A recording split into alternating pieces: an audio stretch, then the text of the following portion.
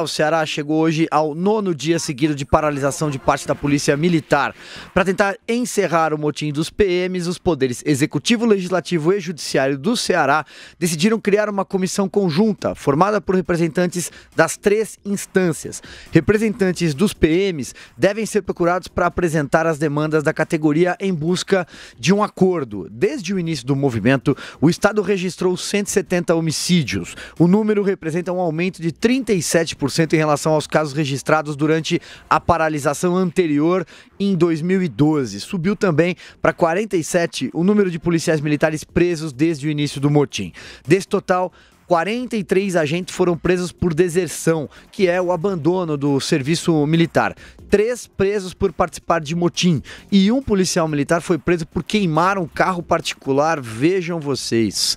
Na manhã de segunda, o ministro da Justiça Sérgio Moro esteve em Fortaleza para acompanhar a operação de garantia da Lei e da Ordem, a GLO, junto com o governador Camilo Santana e os ministros da Defesa, Fernando Azevedo e Silva, e da AGU, Advocacia Geral da União, André Luiz Mendonça. Durante a entrevista, Moro afirmou que, apesar do aumento do número de crimes violentos, não há absoluta desordem nas ruas e que a situação está sob controle. Nós vamos falar então, portanto, do Ceará, meu caro José Maria Trindade, e também aqui, quando falamos do Ceará, a gente consegue responder também a um pedido de muita gente que está nos assistindo aqui no Facebook, para que a gente nunca se esqueça do Black Bloc de Sobral, Cid Gomes e a sua retroescavadeira.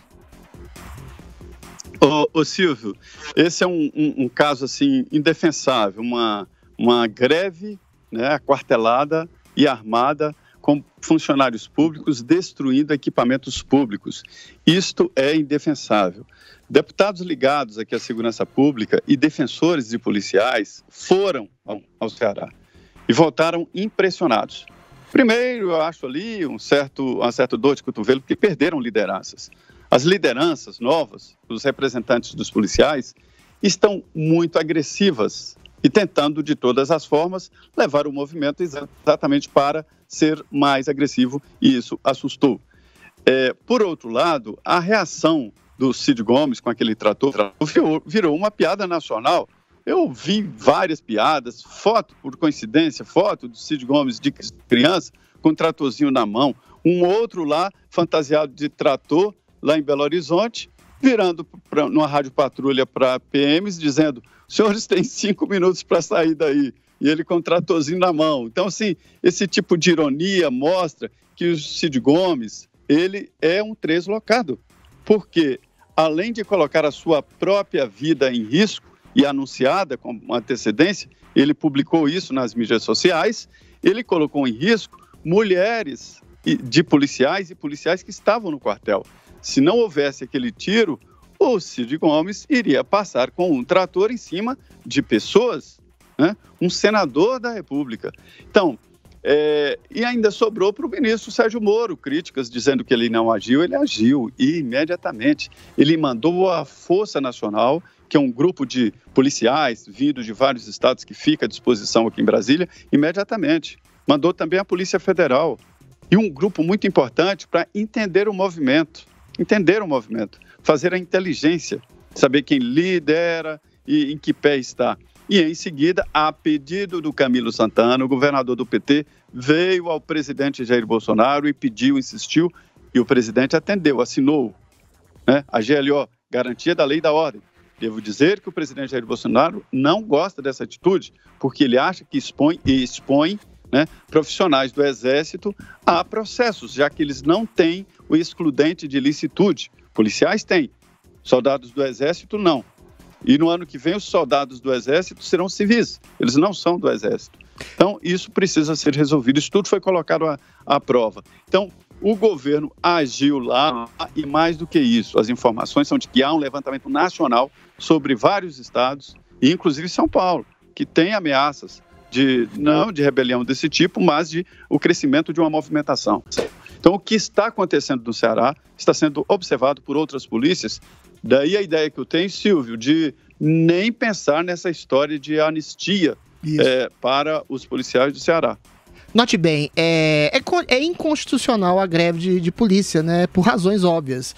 Médicos, enfim, policiais não podem estabelecer um princípio de greve geral, ainda que tenha um efetivo em atuação, porque as pessoas morrem. Porque você não pode deixar as cidades, o Estado, à mercê da violência. Ou seja, é uma questão de responsabilidade social mínima. É claro que o policial, para usar um adjetivo marxista, é o novo proletariado, né? Ele é atacado pelas elites, ele é atacado por políticos, ele tem exatamente, é o cara que ganha pouco, vai lá, veste a farda, faz sua função. Esse ano teve uma redução de 20% nos homicídios. Então é muito triste ver que alguns elementos nocivos infiltrados nas forças policiais do Ceará, é importante que se diga isso, não é toda a força policial, é alguns que de alguma forma comandam ou fazem pressão, tenham se amotinado, e se amotinado de maneira torpe, usando capuzes, fazendo terror à população, mandando fechar comércio, roubando viaturas dentro de quartéis. Ou seja, é um tipo de gente nociva que não pode ter nenhum tipo, como o Zé bem disse, de anistia, porque seria uma capitulação do Estado de uma chantagem que pode reverberar por outros estados. Foi irresponsável o governador de Minas Gerais, tanto mais o governador liberal do Partido Novo, dá um aumento exorbitante, 42%, sendo que a minha querida Minas está praticamente falida em termos de recursos. Ou seja, foi uma atitude populista que reverberou no estado inteiro. E, infelizmente, o Ceará ainda é dominado, de alguma forma, por um tipo de coronelismo violento, grosseiro, tosco. Não é o Estado todo, mas é em grande parte vinda da dinastia Gomes, que acha que Sobral, por exemplo, é um reduto, é um quartelzinho que pertence a eles, o que explica a atitude deplorável e tanto ridícula e infantil de um homem, de um senador da República que quer passar por cima de mulheres, de crianças, de pessoas, ainda que sejam equivocadas, e outras pessoas inocentes, por cima das pessoas com um trator. E ainda tem um irmão absolutamente lunático que diz que a culpa disso tudo é do Bolsonaro, do Sérgio Moro e dos canalhas milicianos. Ora, quem age como miliciano é exatamente alguém que tenta passar por cima da população e passar por cima da própria autoridade que nunca teve e não tem em relação à polícia. É um senador da República, é um cidadão que não tem nenhum tipo de autoridade legal sobre a polícia, quer seja ela esteja errada ou não. Ou seja, é uma gente, essa dinastia Gomes, que é mimada, que é vista exatamente como um Estado paternalista, que ajuda os pobres, não acha que as pessoas têm a liberdade de ação e quer fazer tudo na base da violência. E é uma violência que se reage com violência exorbitante, ou seja, está todo mundo errado. A única pessoa, quer dizer, a instituição que está correta é o governo, que apesar de acusado pela dinastia Gomes de estar incentivando esse tipo de motim de policiais, mandou as forças militares para coibirem qualquer tipo de excesso lá no Ceará. Um complemento sobre essa questão do Ceará, a área jurídica do PDT estuda formas de questionar as declarações de Eduardo e Flávio Bolsonaro sobre o episódio envolvendo Cid Gomes, de que estamos tratando aqui nessa greve da Polícia Militar. Uma hipótese em análise pelo PDT é citar ambos judicialmente por terem supostamente incitado comportamento que descumpre a Constituição. PMs são proibidos de fazer greve. Portanto, um rápido complemento, Zé Maria. Só para dizer que o jornalista Donizete Arruda vem há muito tempo enfrentando a família Gomes lá no Ceará, e sofre represálias e tal, e ele fala constantemente desse tipo de raciocínio, né? Então, Donizete Arruda saiu na frente tentando mostrar para o país o que é a família Gomes, o Cid e o Ciro Gomes.